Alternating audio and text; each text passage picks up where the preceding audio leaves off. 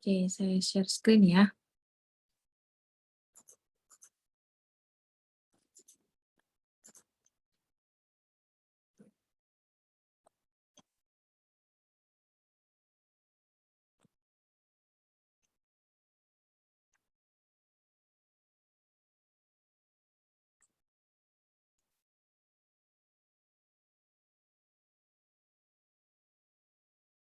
Apakah terlihat, teman-teman? Terlihat, Bu. Oke.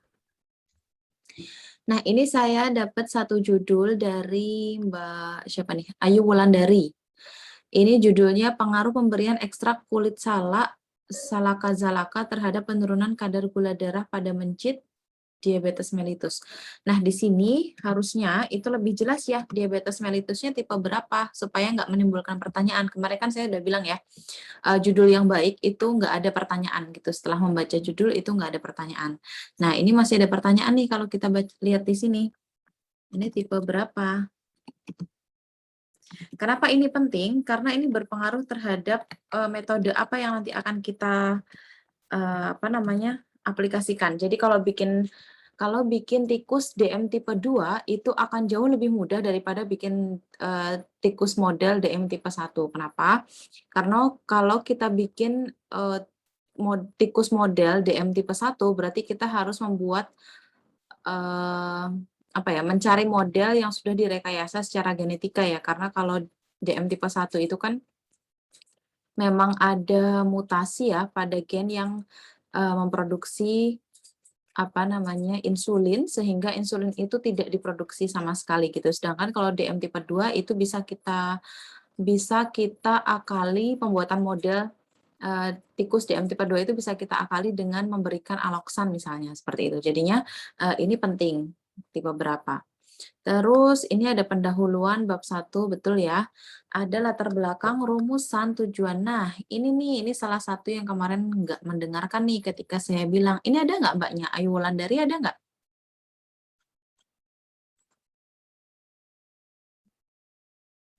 Ada, Bu. Ada, oke. Ini kemarin saya minta ini ya, buka panduan dari Prodi ya. Mbak Ayu buka nggak?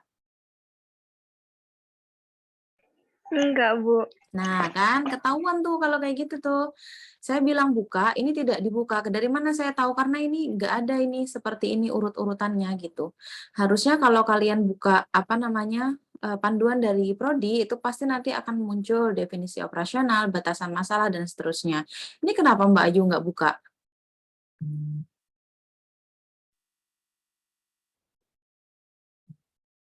Sepertinya kemarin kurang mendengarkan, Bu. Ya, nanti diperbaiki ya ini. Baik, Ini Bu.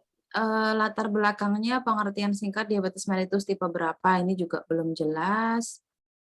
Kemudian dampak buruk, ya, oke, kandungan kulit salak. Kandungan kulit salak ini yang hubungannya dengan apa? Kandungan kulit salak sebagai antibiotik, kandungan kulit salak sebagai apa? Ini juga tidak jelas. Terus penelitian sebelumnya, oke. Maksud peneliti melakukan, oke. Ini sebenarnya bisa, misalnya kasih dosis berapa.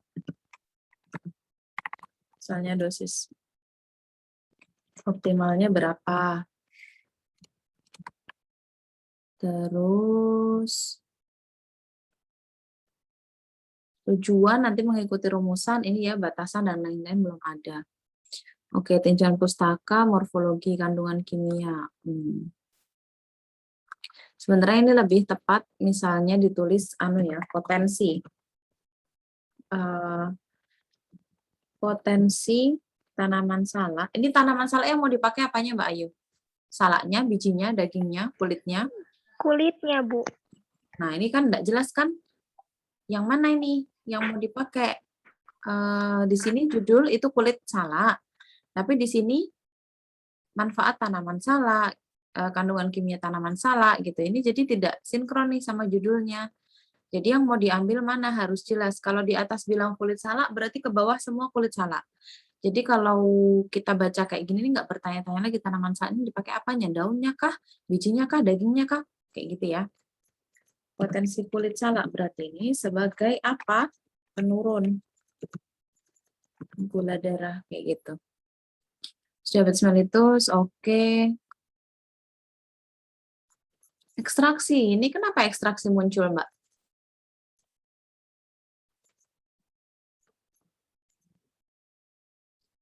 Mbak Yu? Mungkin itu buat ini ya, Bu. Apa? Nanti cara mengekstrak kulitnya tuh memakai ekstraksi yang metode apa begitu, Bu? Oke, nanti yang saya bahas di sini coba on cam, Mbak Ayu, bisa on cam nggak? Sebentar, Ibu. Ini ekstraksi, jadi gini teman-teman, ketika teman-teman membuat apa ya, subbab di bab 2, itu subbabnya harus berkorespondensi dengan judul. Jadi kalau di judul di sini kan kita nggak lihat ya ada ekstrak. Nah, di sini seharusnya nggak muncul. Karena ekstrak ini, karena subbab dalam bab 2 ini harus mencerminkan judul teman-teman, seperti itu. Jadi kalau di judul nggak ada, jangan muncul di sini. Gitu.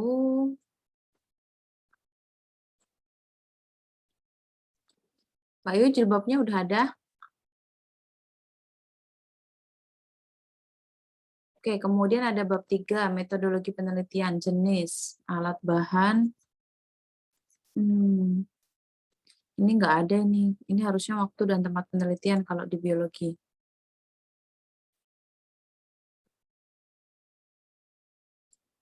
Ini juga kayaknya nggak sesuai urutannya.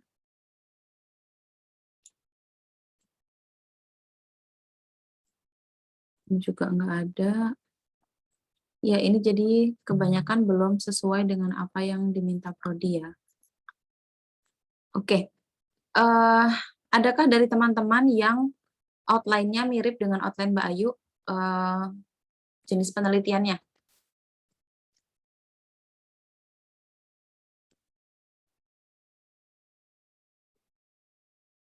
Nggak ada? Tidak ada, Ibu. Nggak ada, oke. Jenis penelitian menggunakan tikus ini nggak ada berarti selain Mbak Ayu?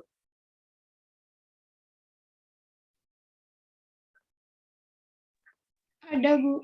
Ada, siapa? Yang menggunakan mencit itu ya, Bu? Bisa pakai mencit, bisa pakai tikus. Yang jelas eksperimennya mirip seperti ini. Siapa? Saya, Sonya, Bu. Mbak Sonya. Ada yang mau ditanyakan nggak Mbak Sonya? Untuk judulnya itu, kalau di saya kan pada darah mencit yang diinduksi glukosa itu nggak apa ya begitu, Bu? Sonya ya, coba kita lihat. Mbak Sonya bisa on cam? Koneksi internetnya nggak terlalu stabil ini, Bu.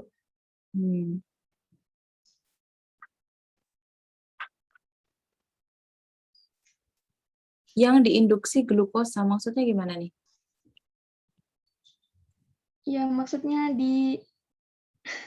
gimana ya? Diinduksikan glukosa gitu, Bu, apa ya? Diinduksi diabetes. Iya, maksudnya begitu, Bu.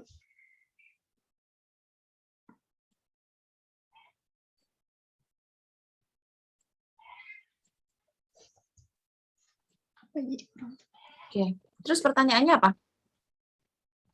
Iya, judulnya begitu apa lebih tepat dipakai mencit yang diinduksi diabetes begitu apa begitu aja udah masih ada Ada pertanyaan mencit yang diinduksi diabetes gitu. mellitus, Mbak. Bukan diinduksi glukosa. Oh, Kamu caranya, kalau kayak gini nih, berarti cara menginduksimu gimana? Cara menginduksi tikusnya. Diinduksi glukosa itu maksudnya gimana sih? gimana ya, Bu? Kemarin tuh nemu itu. Saya pikir apa kalau diinduksi glukosa ya maksudnya diberi glukosa gitu untuk dibuat jadi sakit diabetes begitu, Bu. Nah, berarti berapa lama itu yang diperlukan? Dan seberapa banyak glukosa? Terus Nah, gula itu, jenis apa yang harus dipakai? Ya kan, jadi maksudnya kalau menginduksi glukosa dengan cara seperti ini, Berarti kan baksonya harus tahu berapa jumlah glukosanya, berapa jumlah gulanya yang dipakai di minumnya. Terus gimana, mau disonde, mau di air minumnya?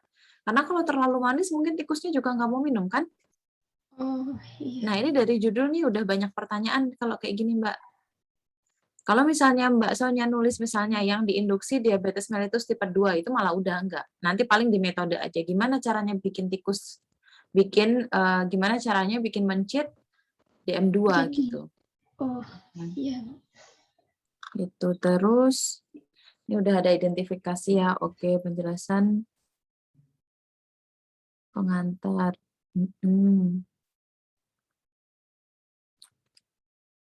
Oke, di sini nah, teman-teman, Mbak Sonya dan juga teman-teman semua ya, identifikasi masalah itu diturunkan dari latar belakang. Jadi, judulnya identifikasi masalah ya, berarti masalah apa sih yang bisa kita identifikasi gitu. Nah, identifikasi dari mana? Identifikasi dari latar belakang. Jadi, identifikasi masalah ini harus ada di latar belakang. Misalnya, di sini dibilang identifikasi masalah itu tingginya penderita penyakit DM, ini juga belum jelas ya DM berapa, Mbak Sonya nanti juga dibetulin ya. Iya, Bu. Jadi tingginya penderita penyakit DM karena kadar gula darah yang tidak terkontrol. Nah, tinggi ini dari mana? Mana datanya gitu. Jadi ini nanti harus berkorespondensi di latar belakang juga. Gitu. Kemudian rendahnya pengetahuan mengenai tingkat kadar gula darah pada masyarakat. Ini ngukurnya gimana nih? Rendah pengetahuan ini. Sebenarnya akan lebih mudah misalnya Mbak Sonya bilang bahwa gaya hidup yang sedentari misalnya kayak gitu. Kita semua gaya hidupnya sedentari kan, apalagi sekarang kuliah dan sekolahnya online begini kebanyakan kan duduk di depan laptop ya. Jadi akan lebih meyakinkan seperti itu. Kalau rendahnya pengetahuan ini dari mana Mbak datanya gitu. Kalau memang mau masukkan ini datanya harus muncul di latar belakang. Terus masih minimnya pengobatan alternatif untuk mencegah kenaikan kadar gula darah. Ini juga mana buktinya? Gitu, ini harus ada di latar belakang. Kemudian batasan masalah ini adalah apa ya? Bagaimana kita sebagai peneliti itu membatasi ruang lingkup penelitian kita supaya tidak terlalu melebar kemana-mana. Contohnya, misalnya di sini mau menggunakan ekstrak daun rimbusa. Rimbusa itu apaan sih bahasanya? Daun rimbusa ya, Bu? Iya, apa itu? Daun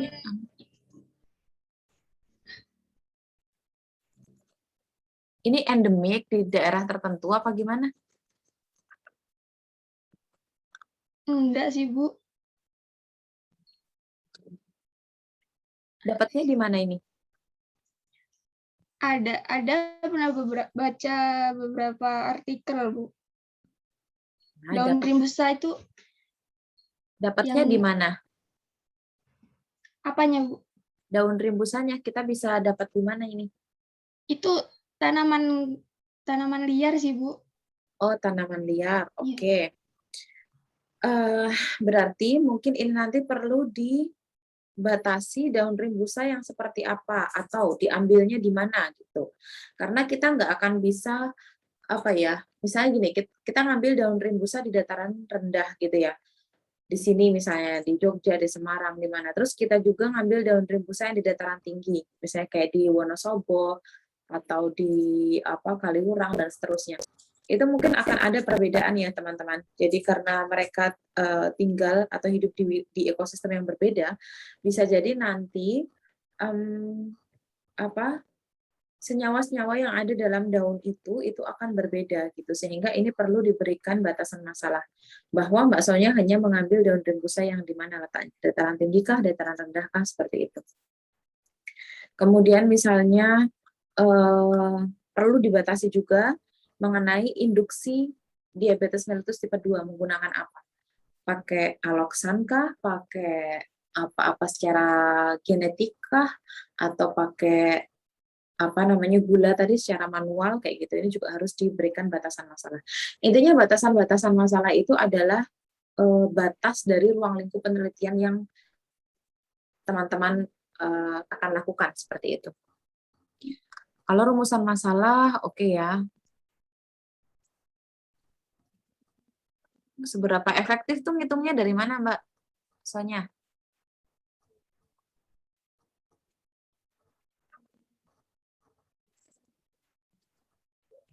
Mbak Sonya?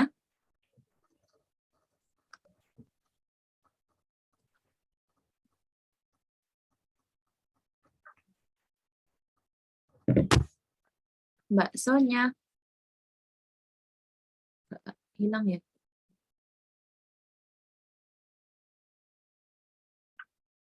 Halo, suara saya masih putus-putus kah? Tidak, Bu. Oh iya, oke. Mbak Sonya ada nggak? Nggak ada ya? Oke, kepada teman-teman aja, ini seberapa efektif ekstrak daun rimbusa, ini nggak bisa jadi patokan ya, teman-teman. Jadi kalau seberapa efektif tuh berarti mungkin yang dimaksud adalah dosis di sini. Jadi berapa dosis optimum?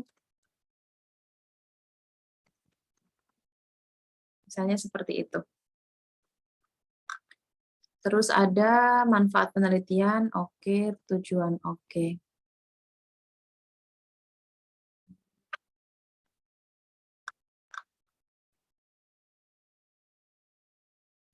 Oke, ini udah sesuai sama oke, ini udah sesuai sama panduan ya. Oke, Mbak Sonya.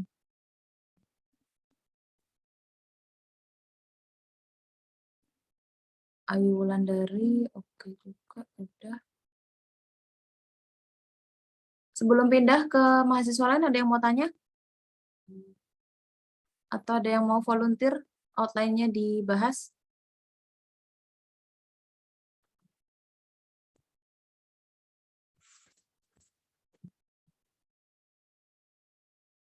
Nggak ada? Oke, Mas Dede ada nggak ini? Dede Maulana Yusuf.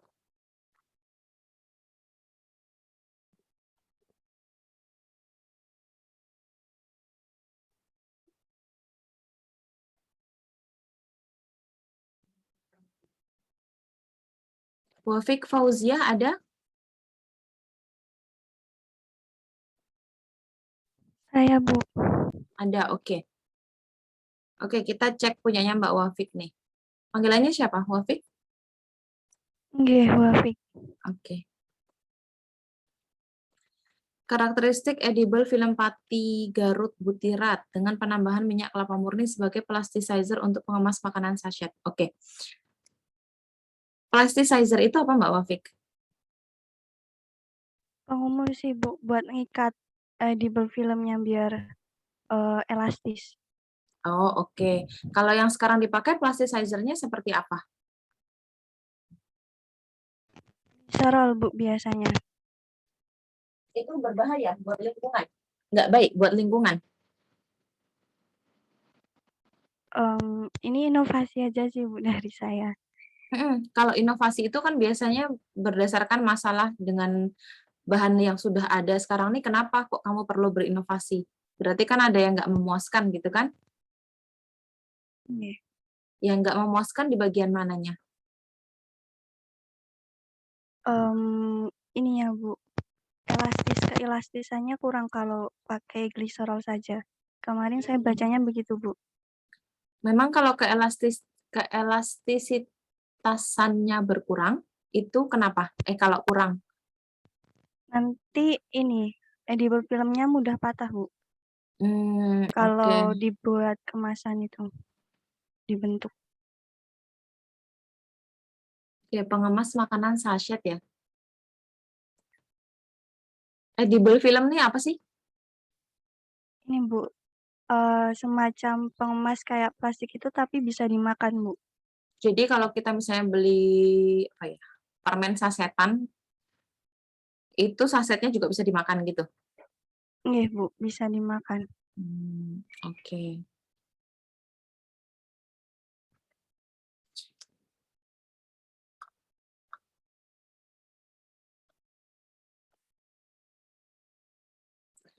Di latar belakang ini mungkin bukan ini Mbak. Ini kelimpahan sampah plastik nih Mbak Mbak mau menceritakan apa? Kenapa yang mau dijelaskan kelimpahan sampah plastik? data yang saya baca itu sampah plastik yang untuk kemasan kaset itu dominan gitu loh, Bu. Terus edible film itu bisa menggantikan atau mengurangi adanya sampah tersebut, Bu. Nggak nyambung sama yang tadi saya tanya Mbak Wafik, karena saya tanya tadi pertama Mbak Wafik bilangnya untuk inovasi. Kalau untuk inovasi itu berarti sebelumnya sudah ada, cuma menurut Mbak Wafik mungkin kurang bagus atau bisa dioptimalkan sehingga Mbak Wafik melakukan inovasi. Tapi kalau latar belakangnya kelimpahan sampah plastik, berarti ceritanya Mbak Wafik mulai dari nol ini, bukan inovasi. Bisa dimengerti nggak maksudku? Bisa, Bu. Nah, punyamu yang mana? Inovasi apa mulai dari nol? Apa sih, Bu? Inovasi. Kalau inovasi ini nggak perlu, Mbak. Yang perlu adalah kelemahan-kelemahan apa yang ada pada edible film yang sekarang ada. Kenapa dirimu mau menggunakan pati Garut butirat? Misalnya tadi kalau pakai gliserol doang ternyata nggak terlalu mengikat gitu ya. Nggih. Nah, itu yang seharusnya ditonjolkan di latar belakang. Karena penelitianmu inovasi. Inovasi berarti Mbak melakukan apa ya? Enhancement ya atau perbaikan pada sistem yang sebelumnya sudah ada. Gitu. Berarti nanti ini, Bu, ke penelitian yang sudah ada sebelumnya gitu ya, Bu? Jadi Mbak mencarinya referensi edible film apa sih yang udah ada yang udah dibuat sekarang gitu. Dan Mbak meng-highlight kurangnya di mana? Edible film yang udah ada sekarang itu kurangnya di mana gitu. Kurangnya di mana sehingga bisa Mbak Wafik lengkapi menggunakan pati Garut butirat ini Oh, iya, baik, Bu. gitu. Gliserol oke. Ini bukan masalah ya. Masalah itu yaitu tadi misalnya udah ada kok edible film banyak tapi plasticizer-nya bahan dasarnya gliserol sehingga daya ikatnya nggak bagus misalnya gitu sehingga kita perlu mencari bahan lain yang punya daya ikat yang lebih baik gitu. Itu masalah, Mbak. Kalau ini karakteristik fisik dari edible film pati Garut, ini bukan masalah.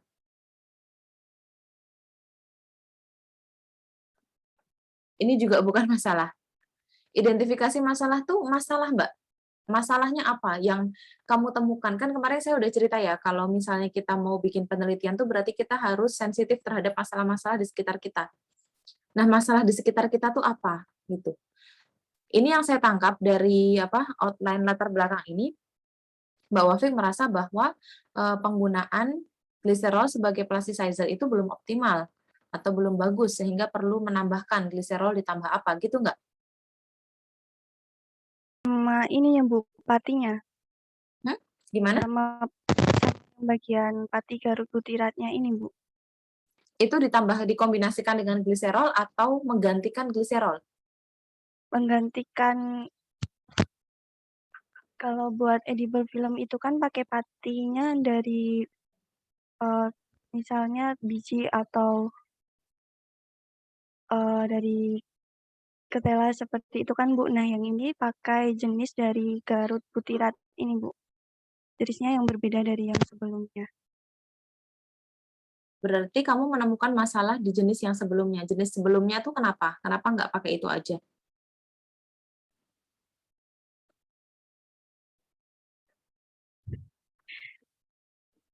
Cuma inovasi saya sendiri. Nggak boleh. Kalau penelitian harus ada alasannya, harus ada masalahnya. Masalahnya apa? Kalau pakai pati yang dari ketela itu sudah bagus, sudah optimal, malah ngapain berinovasi? Kan buang-buang duit, buang-buang tenaga, toh? Nggak boleh penelitian yang seperti ini, Mbak. Ini bagus sebenarnya penelitiannya, cuma Mbak Wafik nggak ditanya alasannya apa, Mbak Wafik nggak tahu gitu loh. Jadi untuk Jadi, pati Garut butirat sendiri sudah ada, Bu, penelitiannya. sudah terus, kenapa kamu lakukan lagi?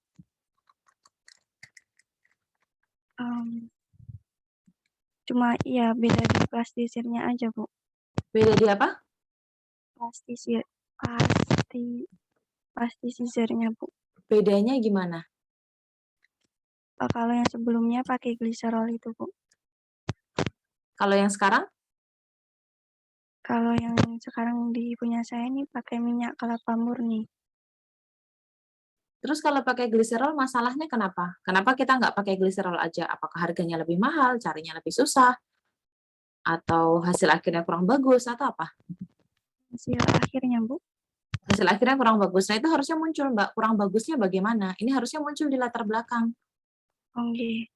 Jadi, penelitian, kita tuh melakukan penelitian tuh nggak boleh kayak apa ya? Ya penasaran aja gitu, inovasi aja gitu. Tapi harus ada alasannya.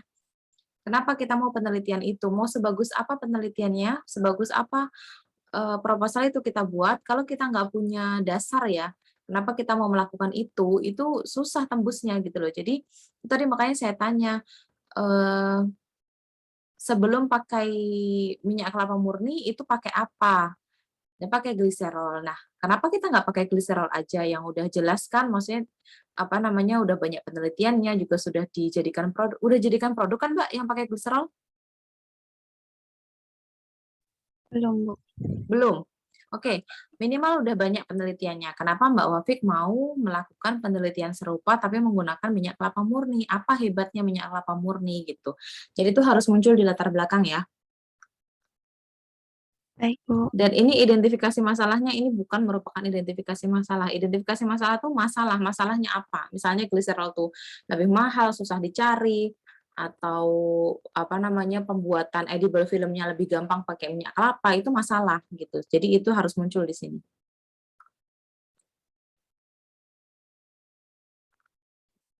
Ini apa ini maksudnya? Karakteristik dari edible film yang telah dibuat. Karakteristik akhirnya, Bu, seperti apa? Emang seperti apa? Nanti kan ada ujinya seperti uji keelastisitasan, kekuatan, sama biodegradable-nya seperti apa, seperti itu, Bu. Itu bukan batasan masalah, Mbak. Batasan masalah itu adalah hal-hal apa yang membuat penelitianmu ini jadi lebih spesifik gitu. Misalnya kalau saya lihat dari judulnya, minyak kelapa murni itu dapatnya dari mana aja?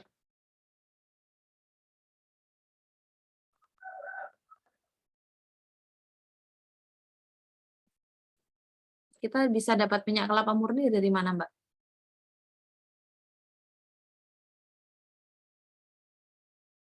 Halo?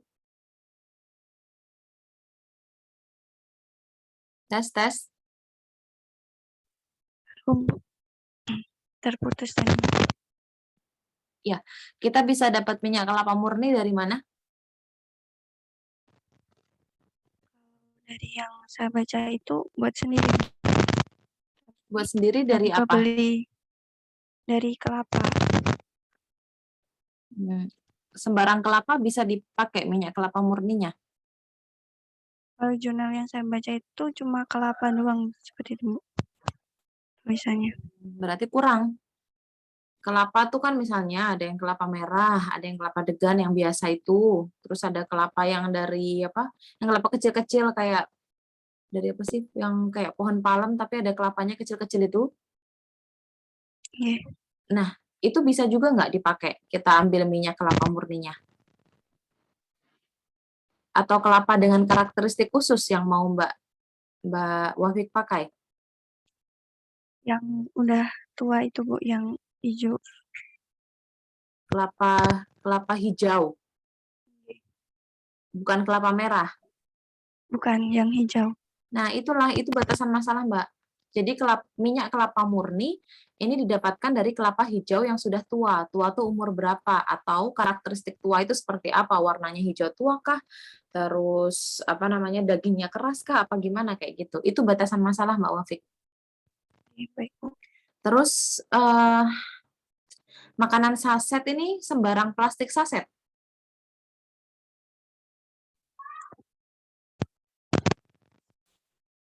Yang seperti itu, Bu. Yang apa? Yang makanan yang kayak kopi yang bisa makannya seperti bungkus permen, seperti itu, Bu. Yang kecil-kecil. Oh, oke. Oke. Ini mungkin juga perlu dibatasi ya masalahnya. Saset yang dimaksud nih saset yang kayak apa ini? Terus pati Garut butirat. Ini ada varietasnya nggak, Mbak?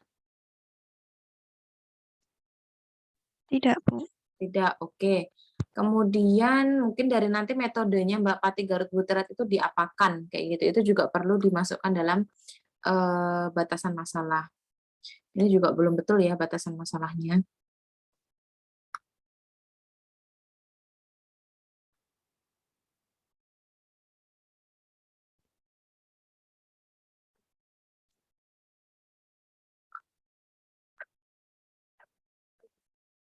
Kok ini kok ada kitosannya maksudnya apa, Mbak? Penambahan kitosan aja, Bu, buat nambah di patinya. Kok nggak muncul di judul? Kitosan tuh buat apa?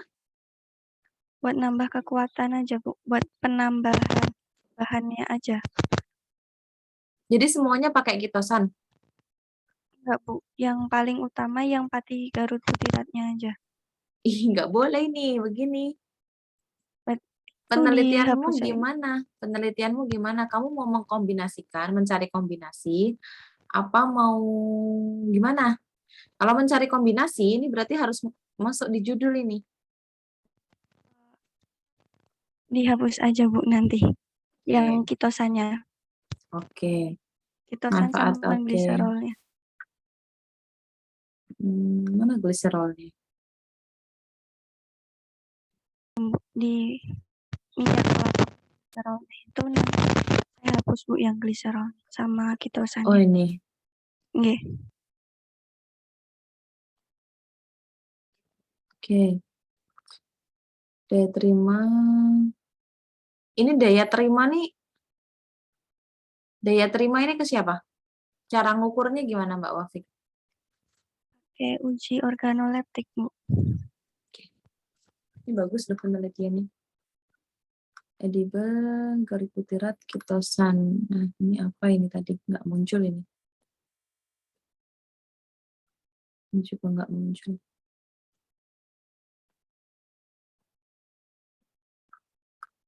Oke, rancangan. Hah, rancangan?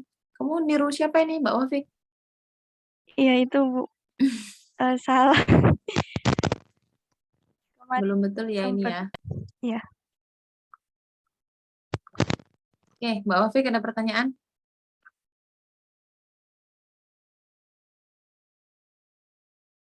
Nggak ada? Belum ada, Bu. Iya, Oke. belum ada. Oke, Mas Dede ada nggak ini? Nggak ada ya. Oke. Ada yang mau diajukan? Outline-nya mau dibahas?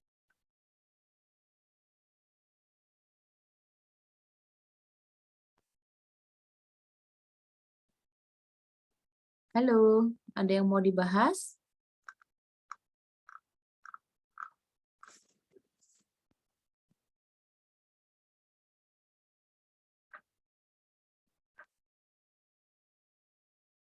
Nggak mau ini, kalau nggak mau udah ada nih kuliahnya. Saya, Bu, boleh, Bu. Siapa? Dinda, Bu. Dinda, oke.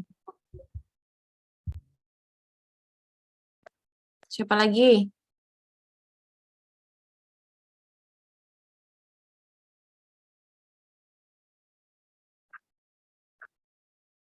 Dinda aja.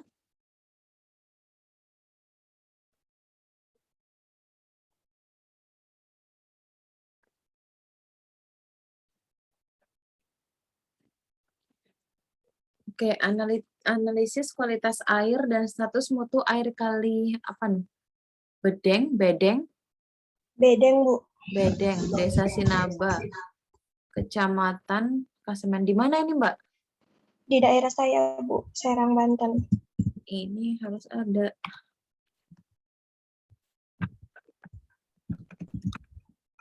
Ini harus ada ya kayak gininya. Oke, baik, Bu.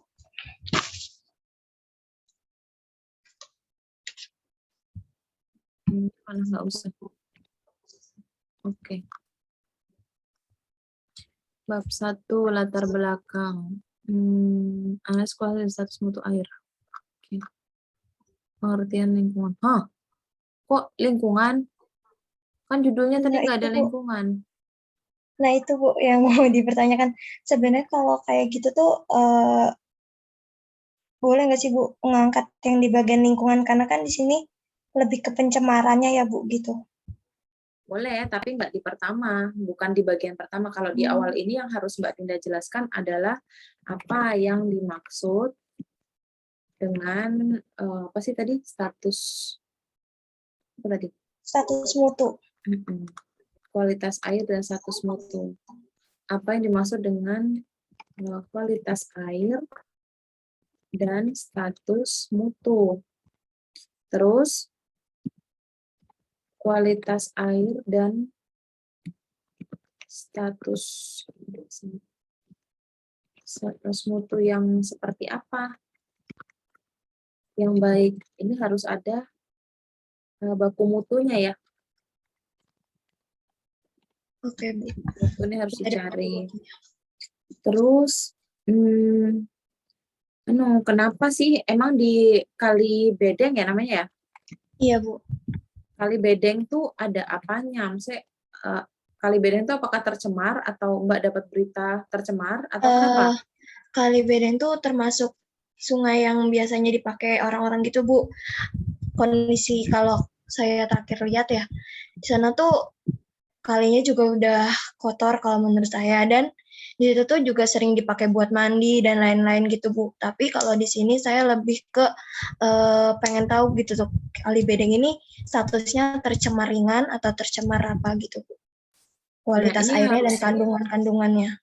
ya oke, itu sebenarnya bagus ya. Jadi kamu cukup sensitif terhadap masalah di lingkungan. Cuma kembali lagi, ini harus ada datanya, Mbak. Jadi gini, minimal data bahwa Kali Bedeng itu dipakai untuk sumber air utama ya untuk masyarakat sekitar. Hanya dipakai buat mandi seperti itu aja sih Bu biasanya. Oke, jadi kalau mereka makan masak nggak dari situ? Enggak ada lagi gitu Bu. Hanya Oke, ini banyak harus yang ada mandi. datanya, Mbak. Oke. Mana data yang membuktikan bahwa data yang membuktikan gimana sih membuktikan bahwa Kali Bedeng itu dipakai untuk katakanlah MCK ya. Iya, Bu. Gitu. Terus mungkin bisa ditambah dengan kecurigaan adanya cemaran. Ini juga perlu data.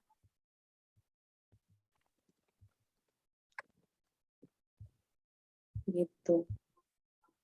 Pengertian air dan perannya ini nggak usah, Mbak. Oke, Bu. Terus gambaran kondisi Kali Bedeng ini boleh. Nah, ini belum ada penelitian relevan. Belum ada penelitian relevan sama urgensi masalah. Urgensi masalah tuh kenapa penelitian ini harus dilakukan, Mbak? Itu. Apa yang menyebabkan penelitian ini jadi penting untuk dilakukan? Ini Mbak Dinda juga nggak buka panduan prodi ya? Belum buka, Bu. Iya, ini jadi nggak sama ini, nggak bisa Iya. dibahas. Terus klasifikasi air. Nah, ini juga nggak masuk nih. Tadi saya bilang ya, kalau yang subbab, jadi subbab itu subbab bab 2 itu harus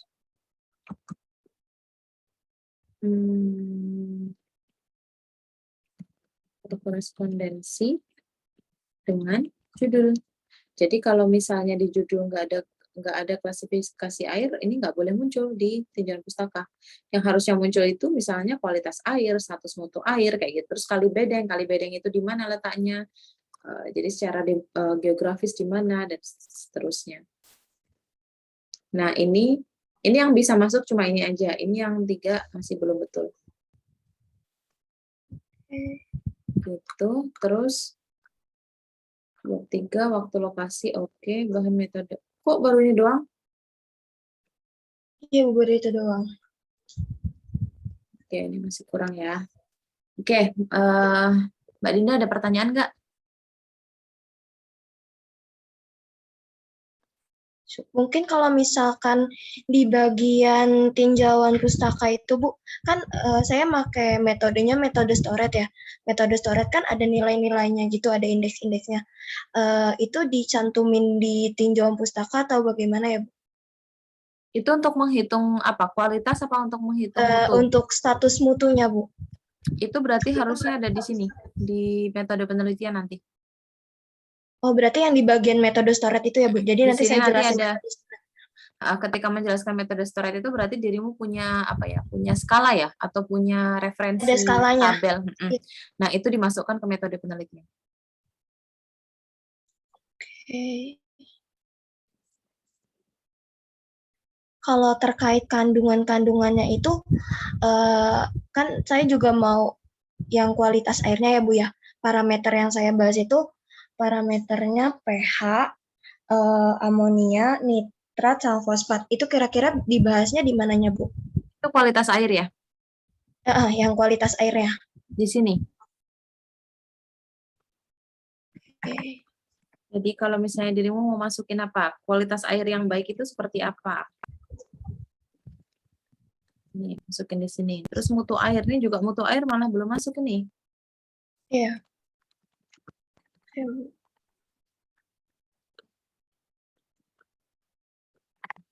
Mutu yang baik seperti apa?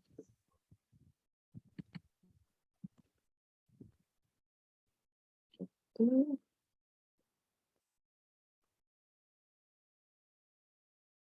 Ada lagi Mbak Dinda? Sama satu lagi, Bu, yang terakhir. Kan ini kan status mutu itu kan membahas pencemaran, Bu. Jadi kan ada skalanya tuh, pencemaran ringan sama sedang dan lain-lain gitu. Kira-kira itu yang bagian pencemaran berarti nggak usah dibahas juga, Bu.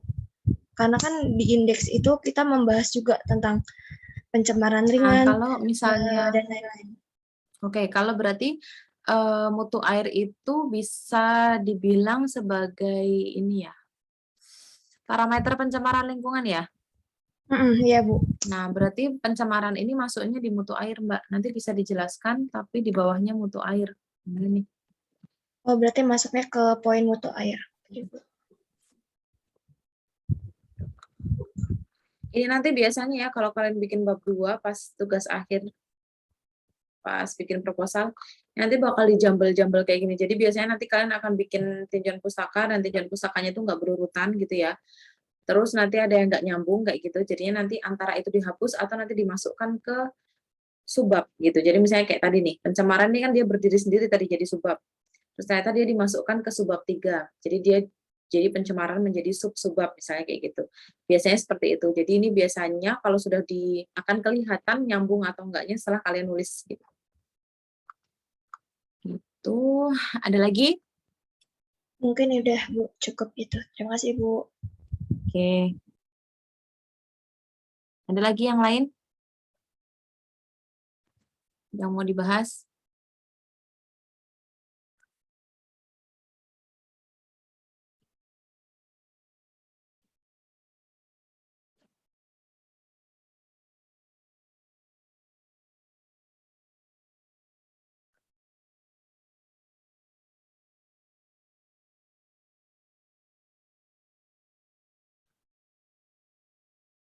Nggak ada? Senang nih kuliahnya cepat.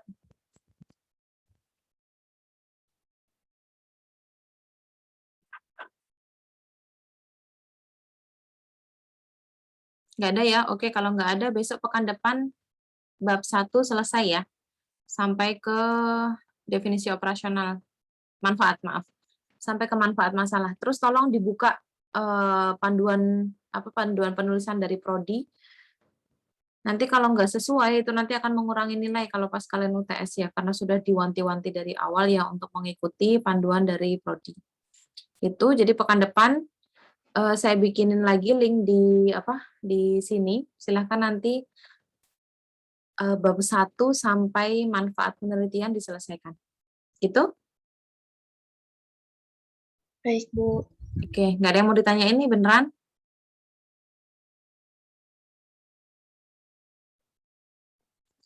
Oke, kalau gitu kuliahnya saya tutup. Kurang lebihnya saya mohon maaf. Subhanakallahumma wa bihamdika asyhadu alla ilaha illa anta astaghfiruka wa atubu ilaik. Ini disclaimer ya teman-teman, kalau teman-teman nggak nanya, saya anggap teman-teman paham dan berarti saya tidak memperhitungkan ketidakpahaman teman-teman ketika menulis ini. Jadi saya anggap teman-teman sudah paham semua dan ketika teman-teman tidak memenuhi atau tidak tidak sesuai dengan parameter yang diharapkan untuk mata kuliah ini, berarti ya segitu aja nilainya, gitu ya. Jadi kalau teman-teman merasa sudah bisa, sudah cukup, ya nggak apa-apa. Alhamdulillah.